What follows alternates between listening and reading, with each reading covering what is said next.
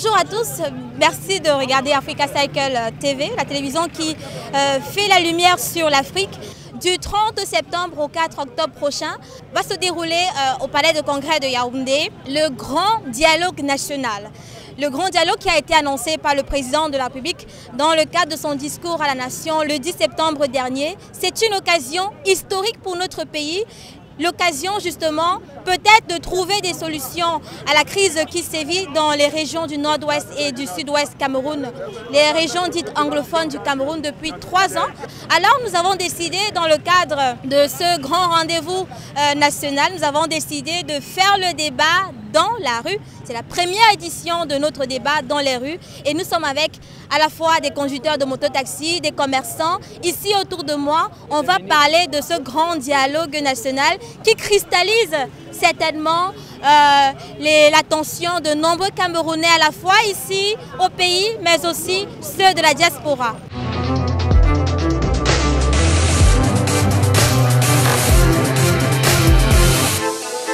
Je vais commencer par vous, monsieur. Bonjour.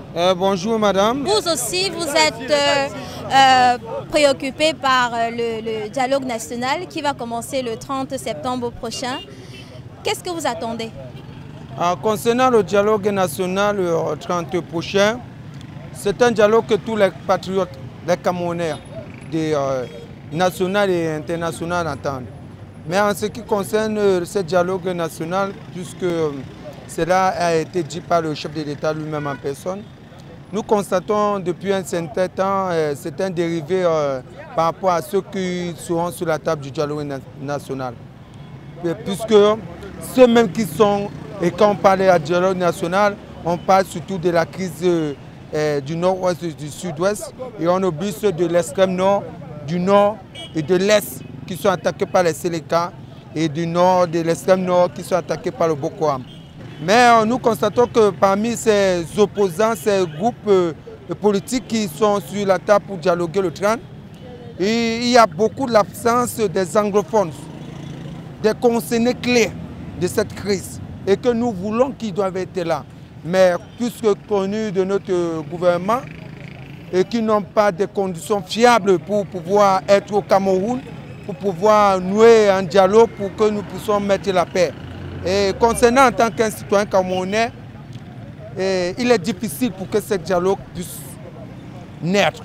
Est-ce que c'est ce que vous pensez? Lui, il est un peu sceptique sur la tenue de ce dialogue. Par rapport à ce dialogue qui va se dérouler vers le 30 septembre 2019, bon, moi, j'aimerais que ça puisse se passer dans les bonnes conditions. Parce que j'aimerais que la paix puisse revenir au nord-ouest et au sud-ouest. Parce que ça fait 3 ans que nos frères en souffrent là-bas. Nous voulons le changement dans ce pays. On ne sait pas. Et moi, j'aimerais encore parler encore à nos autorités, nos ministres, qu'ils puissent comprendre qu'on ne peut pas faire un dialogue en ayant les prisonniers en prison, les prisonniers politiques en prison. Il faut qu'on les libère. Les enfants puissent aller à l'école au nord et au sud-ouest. Parce qu'on en a marre de ça. On en a marre. On veut ce changement-là. Il y a des gens qui sont accusés d'avoir incité l'instabilité qu'on voit au nord-ouest et le sud-ouest du Cameroun. Ils ont été arrêtés, certains ont été condamnés. Et lui, il propose qu'on les libère pour qu'ils participent au dialogue national. Vous pensez quoi? En ce qui concerne le dialogue national qui a été évoqué par le président de la République, de prime abord, c'est une bonne initiative à encourager pour décrisper l'atmosphère qui est tellement tendue. Moi, je pense qu'on devait libérer ceux qu'on présume qui sont à l'origine de cette crise, comme venait tantôt de le dire. Les partis d'opposition, on essaie de voir, d'avoir de l'autre. Si on arrivait déjà peut-être à les libérer, on pense que ça va calmer l'atmosphère. D'autres partis d'opposition ont proposé la libération de tous les prisonniers politiques, même de cette guerre. Le président de la République n'a pas fait allusion à cela. Pour ma part, pour ne pas rester pessimiste, je crois vraiment que ce dialogue n'ira pas au bout. On a un autre Camerounais ici. Bonjour monsieur. Oui, bonjour. Le dialogue national, pour moi, c'est bien. Mais Ce qui me préoccupe tellement dans le dialogue national, c'est le système éducatif camerounais. Les Camerounais, on les enseigne dans les lycées, ils sortent avec les diplômes, mais ils ne savent rien faire. Même monter un interrupteur à la maison. Il dit qu'il a le doctorat, mais il appelle un enfant de la première année pour qu'il installe la lumière chez lui. Ce n'est pas bon. On a vécu ça pendant longtemps et ça ne nous aide pas. On doit revoir le système éducatif camerounais. S'ils font le dialogue n'importe comment, parce que les gens parlent plus des affaires politiques. Pour moi, ce n'est pas des affaires politiques, ça ne m'intéresse pas. Mais il faut qu'on revoie le système éducatif camerounais. Nous sommes donc ici au carrefour de l'école publique d'Egdo à Douala pour ce débat dans la rue, en prélude de la tenue du grand dialogue national prévu du 30 septembre au 4 octobre à Yaoundé au Palais des Congrès. Et nous sommes en train de discuter avec les conducteurs de mototaxi. On les appelle Ben Skinner, ici au Cameroun. Et j'ai un autre citoyen avec moi qui souhaiterait participer à ce débat. Bonjour. C'est vrai qu'on parle de la résolution de la crise dans les régions du Nord-Ouest, mais vous, comment est-ce que vous voyez ce dialogue national?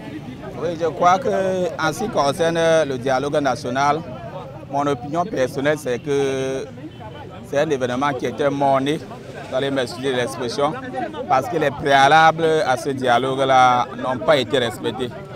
Nous ne pouvons pas sortir d'une élection présidentielle contestée comme celle de octobre 2018, dont la légitimité du chef d'État déclaré vainqueur n'est pas admise par les autres acteurs principaux de l'élection. Et nous acceptons avoir pour interlocuteur de ce dialogue-là cette personnalité dont le peuple a contesté l'élection.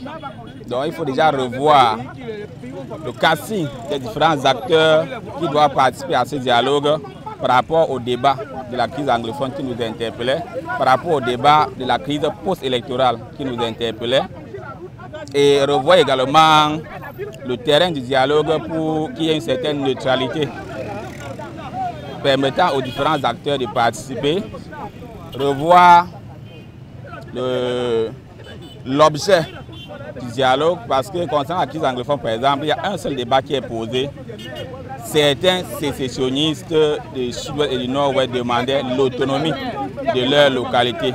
Qu'en est-il? Il faut un débat de cette question-là au plan national. Au niveau des élections présidentielles et les autres processus électoraux qui vont suivre, le code électoral, lui, il est contesté depuis la nuit des temps par les anciens partis d'opposition, le SDF et les nouveaux partis d'opposition. Tant que ce contentieux-là n'est pas vidé, le Cameroun va passer de crise en crise. Même s'il y a un dialogue national, quelle que soit la conclusion, nous reviendrons à la case de départ. Comment comptez-vous suivre le grand dialogue national? Moi déjà, à mon niveau, je sais que nous, la base coût sociale, nous ne serons plus qu'obligés de suivre les conclusions. Parce qu'il n'y a pas un moyen qui nous permet de suivre le dialogue. Le dialogue serait dirigé par le Premier ministre.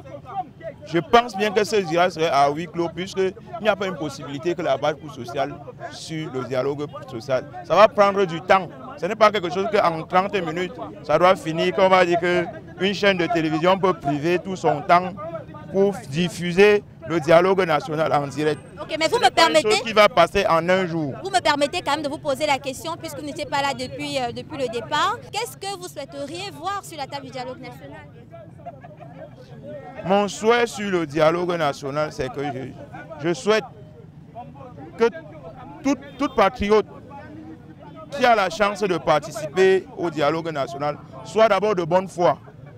Parce que le pays, c'est le pays d'abord. Il y a des gens de mauvaise foi dans la rue qui vont penser qu'il faut d'abord libérer tel, Je sais qu'une personne ne peut pas être condamnée pour rien. Donc, si quelqu'un est condamné, il doit d'abord rester derrière, écouter.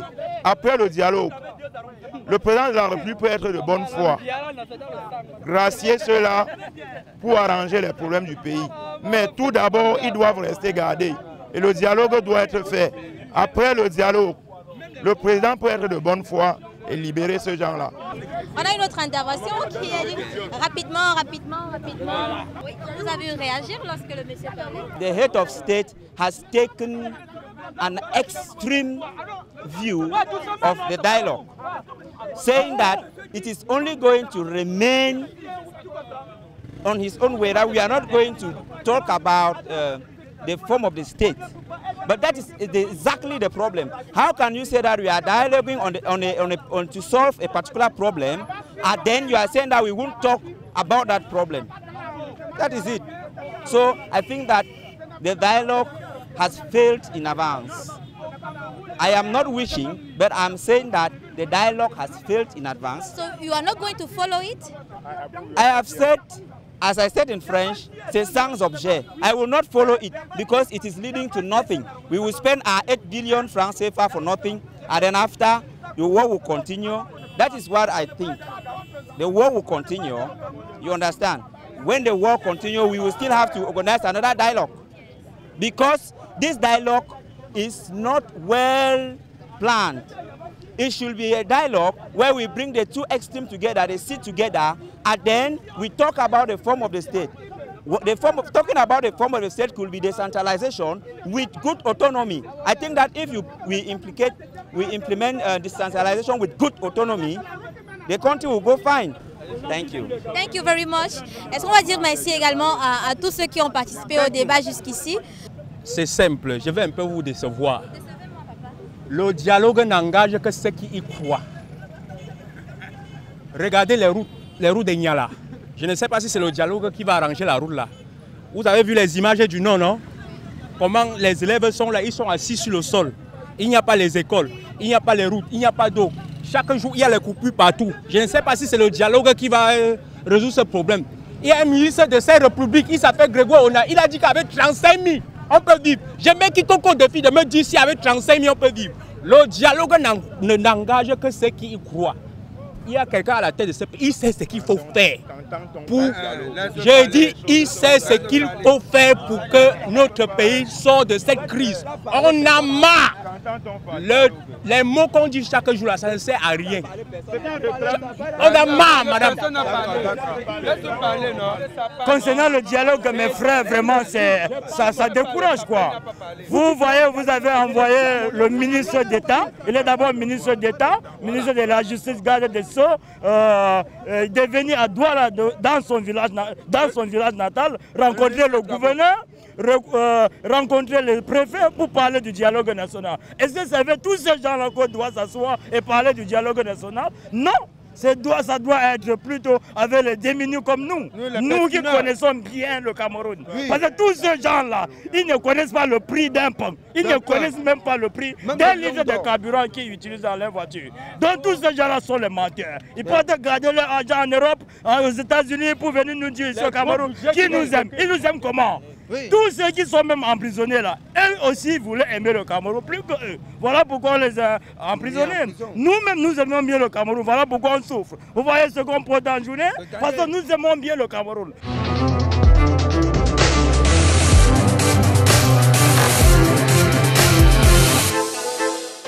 Le gouvernement a donné la possibilité à tous les Camerounais d'émettre leurs propositions pour participer à ce grand débat, à ce grand dialogue national qui va se tenir, comme je l'ai dit tantôt, du 30 septembre au 4 octobre 2019. Nous étions avec les conducteurs de moto-taxi ici au carrefour de l'école publique d'Eido à Douala. Prochainement, on va aller à la rencontre d'autres personnes, d'autres citoyens qui ont eux aussi leur mot à dire autour de ce grand dialogue national. Merci à vous, chers internautes, d'être restés à nous regarder. Africa Cycle, on se donne rendez-vous pour une autre édition du débat dans la rue. Vous nous regardez et vous nous suivez à travers notre site www.africacycle.tv.com.